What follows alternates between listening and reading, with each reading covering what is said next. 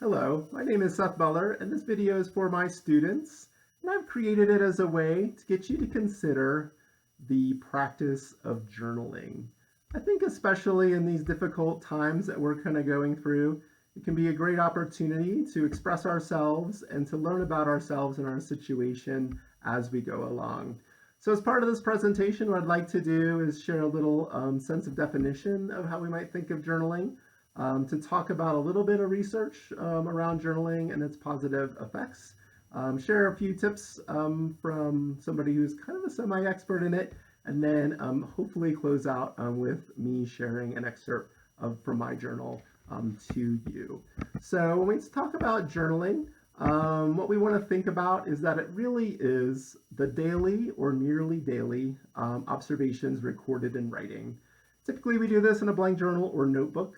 A little bit different than a diary. It's not necessarily self-confessional or expressing our feelings, but it's just about sometimes just observing what's happening around us as well as what's going on within us. And journaling is used in different ways, but for the purposes of this idea, the practice is just to keep track of our daily lives, what's kind of happening, noting our observations as we go. I will go with a little bit of nerding out here. There was a study done in 2008 by Krista Fritzen that's often cited, where she studied students who were asked to keep a journal during the course of a semester. And then she kind of observed how this journal kind of helped them along. The journal was collected twice a semester. Students were kind of open-ended with the assignment. They could put information about the class, what they were doing that day or that week. They could also talk about other things happening in their lives. What the Fritzen study showed us is that there's two concepts that are strengthened with journaling. The first is locus of control, and this refers to our underlying perceptions of main causes of events in our lives. So there is something about chronicling the events, what's happening around us, and paying attention to what is within our control and not within our control. And then self-efficacy is about the extent, the ability to, I should say, exert control over one's own motivation, behavior, and social environment. And so we can kind of like use the journaling as a way to understand our locus of control, what's within our control, what isn't, and then also to understand how we can exert influence over ourselves and our situation by paying attention to what's happening in our journaling. I did an interview recently with a journal geek named Lavinia Spalding, a friend of mine. She had a few tips for us. One was to pick a journal that feels good in your hands, that you have a tactile connection to, that says something about you. Might be challenging to find one in this day and age, but certainly going online and finding something that connects to your interests or who you are and looks like something you would like to have. You could look at it that way.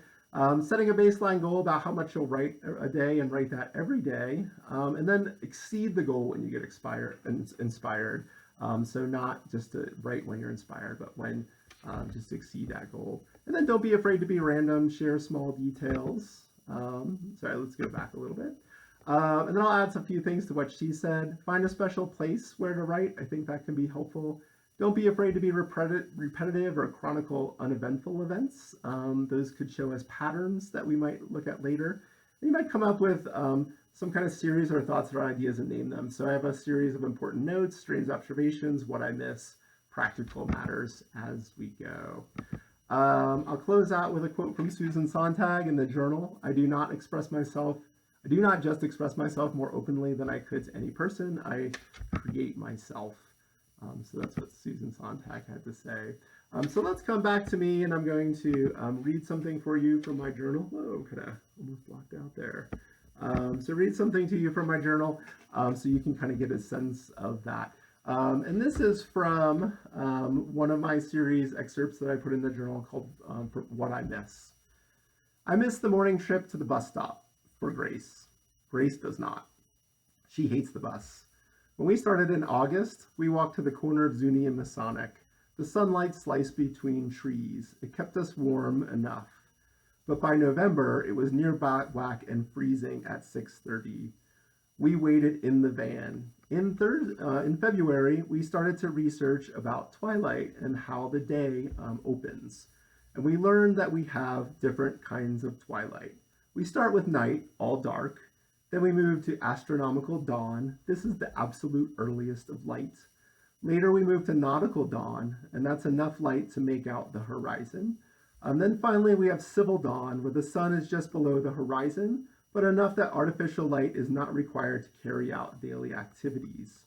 We waited for that civil dawn, it's often used to make laws around hunting, aviation, and headlight usage, we learned. I miss our light tracking, watching the sun get brighter, each day get brighter. Grace still hates riding the bus and does not look forward to going back, but I hope that someday she might miss our celestial observations that we made along the way.